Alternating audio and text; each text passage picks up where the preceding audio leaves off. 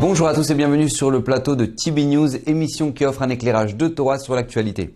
L'agence spatiale chinoise a annoncé le lundi 23 novembre l'envoi d'une sonde destinée à collecter des poussières des roches lunaires.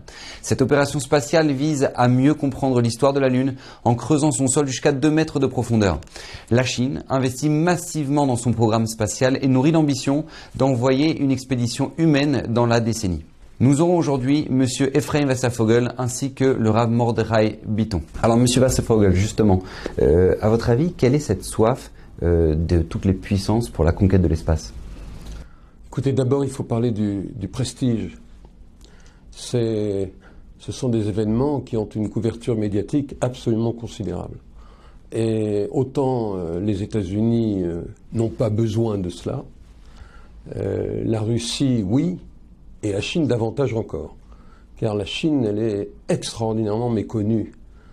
Et on ne sait pas, par exemple, que les Chinois, dans les domaines scientifiques, sont probablement les plus avancés au monde. Plus que les États-Unis. Plus que les États-Unis, sans aucun doute. Alors maintenant, on parle beaucoup des Chinois pour autre chose, pour nous avoir gentiment exporté le Covid. Est-ce que c'est vrai, est-ce que c'est faux, je n'en sais rien. Mais en tous les cas, la première chose, c'est le prestige. La deuxième chose, c'est une poussée extraordinaire du monde scientifique qui pousse à se démultiplier, à faire davantage encore.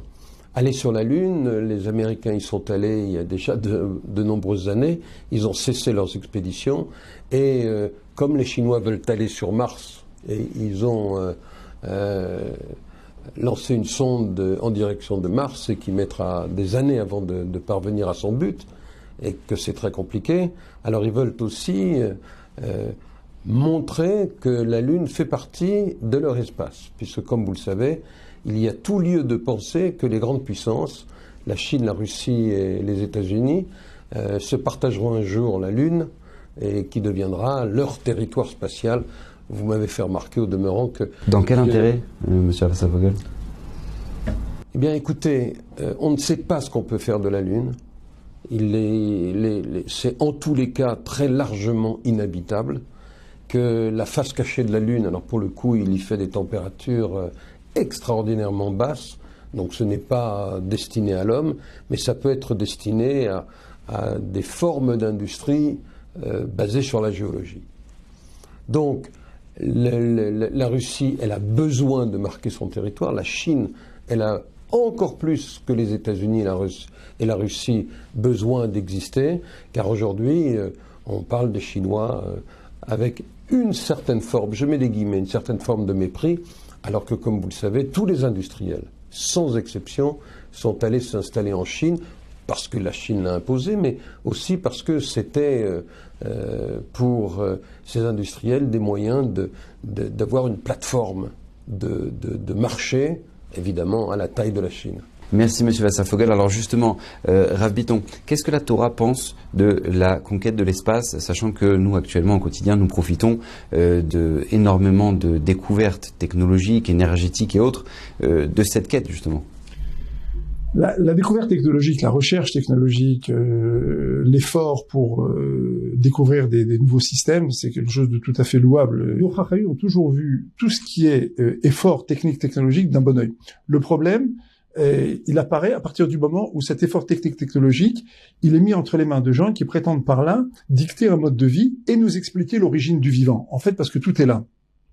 On a observé ces dernières années, depuis à peu près une cinquantaine d'années, d'énormes progrès sur le plan de la conquête de l'espace et de la compréhension de l'espace. Mais on a voulu, au travers de ça, par exemple, nous expliquer d'où venait le vivant, quand est-ce qu'il est apparu, quel était l'âge de l'univers, et finalement, qui avait créé l'univers, ce fameux hasard, entre guillemets, etc. C'est là que ça devient un problème.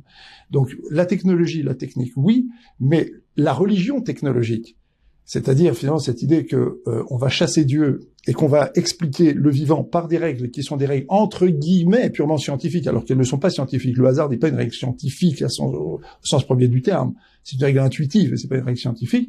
Là, ici, il y a un problème. Autre point qui est important, c'est que dans le Rambam, par exemple, le Rambam dit: tu veux aimer Dieu, ben regarde le ciel, regarde la nature, et tu vas aimer Dieu. Le Rambam dit: au travers de l'exploration de la nature, il faut qu'on soit capable de comprendre ce qu'on appelle Elohim, un des noms de Dieu qui a même verbe que Hateva, la nature. C'est-à-dire comprendre la présence divine. Alors, il y a des médecins, il y a des scientifiques qui aujourd'hui, ils sont de plus en plus nombreux, qui disent, finalement, quand on regarde le monde, quand on regarde toutes les possibilités qu'on a de l'explorer aujourd'hui, on est littéralement saisi devant la beauté de ce qu'Hachem a créé. Il y a d'autres qui disent... La signature du Créateur. La signature du Créateur. Et d'autres qui disent non, pas du tout, on voit rien. Autre point, on peut conclure aussi là-dessus, c'est que le Zohar nous dit que à l'époque du Maboul, à l'époque du déluge, lorsque le ciel va s'ouvrir, le Zohar dit, c'est une parabole pour nous dire de manière prophétique que, à un moment donné de l'histoire, les fenêtres de la chorma, de la sagesse vont s'ouvrir aussi sur l'humanité. On va faire des découvertes, on va découvrir des choses absolument extraordinaires. Ben, c'était une chance. C'est une chance pour nos sages. Les sages du Zohar voient ça comme une chance pour l'humanité. Et c'est comme ça qu'il faut le concevoir à partir du moment où c'est mis entre les mains de gens qui ne vont pas en profiter à partir de là pour créer une religion de la négation de Dieu. Merci beaucoup, Rav. Alors, Monsieur Wasserfogel, justement, ça paraît incroyable que la Chine investisse des milliards pendant cette période-là du Covid sur une expédition spatiale. Est-ce que vous pensez que ces puissances ont perdu un petit peu la priorité des choses? Non, je ne le crois pas. D'abord, quand on parle de milliards, alors allons-y. Les expériences sur Mars, ça a un budget de l'ordre de 25 à 40 milliards de dollars. C'est considérable. Pour donner une référence, le budget total de la recherche en France, tout projet confondu et toute discipline confondue, c'est 20 milliards. Donc, évidemment que la France, elle est totalement incapable d'investir des sommes pareilles et elle ne le fera pas. Par contre, la Chine, la Russie et les États-Unis d'Amérique sont parfaitement capables de le faire, de dégager 20-25 milliards pour aller sur Mars ou demain pour aller sur la Lune.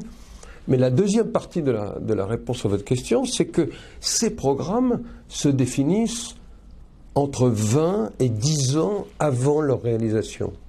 Donc, il y a 20 ans et puis il y a 10 ans, les Chinois ont décidé que ce serait maintenant qu'ils enverraient leur capsule à travers leur propre fusée. Et puis c'est un programme compliqué parce que envoyer un objet qu'on dépose sur la Lune, c'est relativement simple. Déposer un objet sur la Lune pour ensuite le récupérer et le ramener sur Terre, c'est pas 10 fois plus compliqué, c'est 1000 fois plus compliqué. C'est bon. Donc tout ça, c'est programmé à l'avance, c'est fait à l'avance. Est-ce qu'ils auraient pu le décaler? Je pense que les Chinois, ça va vous surprendre, et ça c'est une interprétation tout à fait personnelle, les Chinois sont tellement avides de reconnaissance, parce qu'ils sont montrés du doigt à propos du Covid, que ça ressort. Que justement maintenant, c'est une bonne fenêtre pour eux. Merci beaucoup. Le 25 novembre dernier, le monde apprend la mort de l'idole du football argentin, Diego Maradona. Nous pouvions voir à la une du journal L'Équipe, Dieu est mort. L'Argentine, quant à elle, instaure 3 jours de deuil.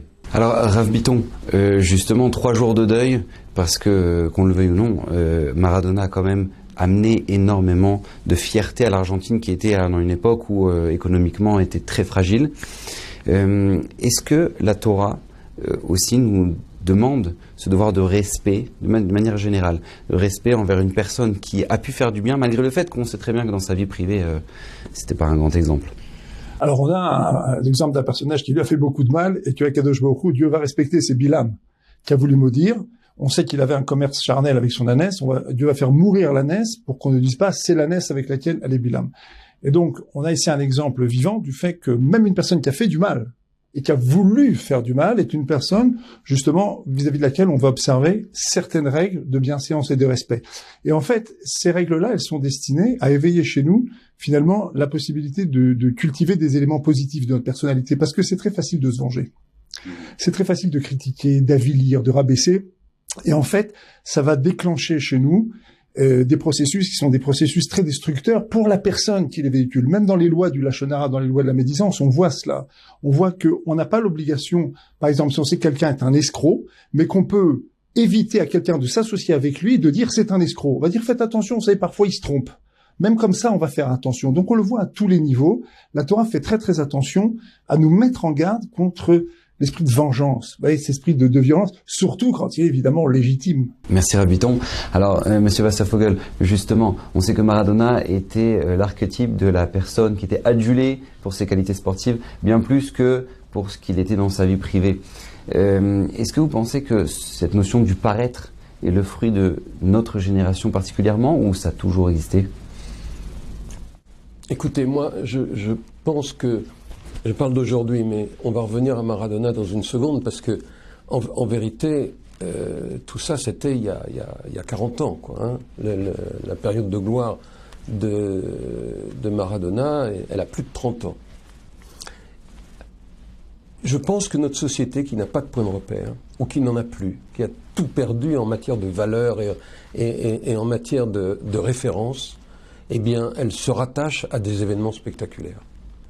Alors, ça peut être le sport, mais ça peut être, on a dit tout à l'heure, la conquête de l'espace, qui permet de divertir un peu les populations, et ça évite de trop s'apesantir sur notre propre sort. Maintenant, remettons les choses dans leur contexte. L'Argentine, c'est 3 millions de kilomètres carrés, c'est 6 fois plus grand que la France, c'est 45 millions d'habitants, c'est les deux tiers de la France. Ça avait, à l'époque de Maradona, une économie qui était exsangue et qui se trouvait... L'Argentine tout entière était au bord de la faillite. Et voici qu'un footballeur, qui a été un extraordinaire footballeur, qui a eu le ballon d'or de football.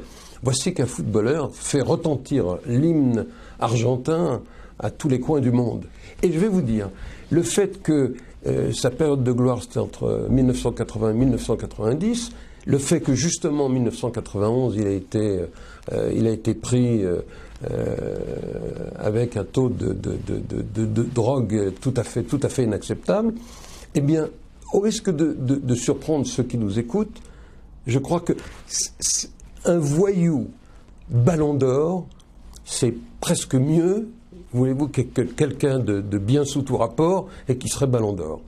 Alors voilà, les Argentins sont pas mécontents d'avoir quelqu'un qui a cette renommée et qui en même temps, au fond, ne leur donne pas mauvaise conscience. Rabiton, justement, est-ce qu'un juif a le droit d'exprimer son admiration pour un joueur ou son attache pour un sport quelconque? Son attache pour un sport, oui, il n'y a pas de problème, c'est même plutôt recommandé, hein. L'exercice physique, il est recommandé par le Rambam, c'est pas nouveau.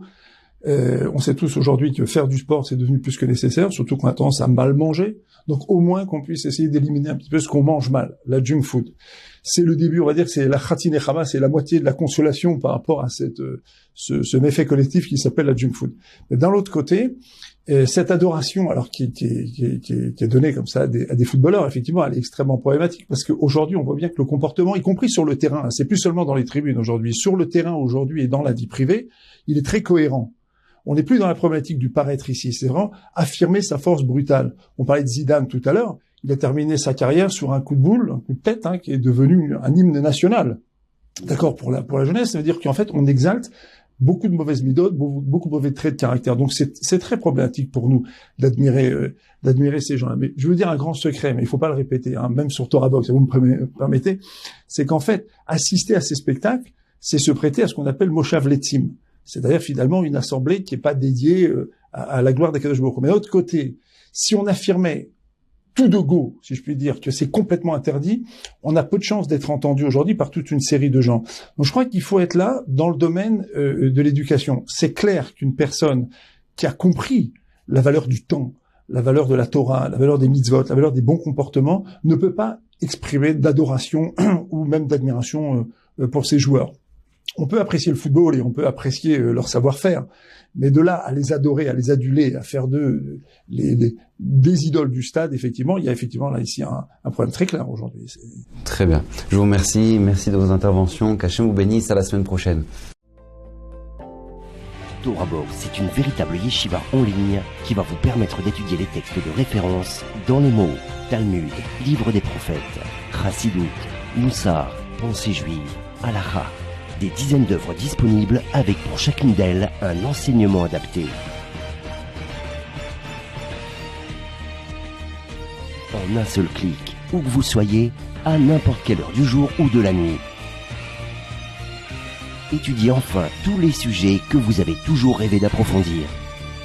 Alors, travailler le GAN, c'est la socle du vrai Torah, c'est travailler les paroles de l'étude de la Torah. Et c'est quoi garder le GAN? C'est l'ishma, mitzvota, de garder les mitzvot. Aujourd'hui, la Torah n'a jamais été aussi proche de nous.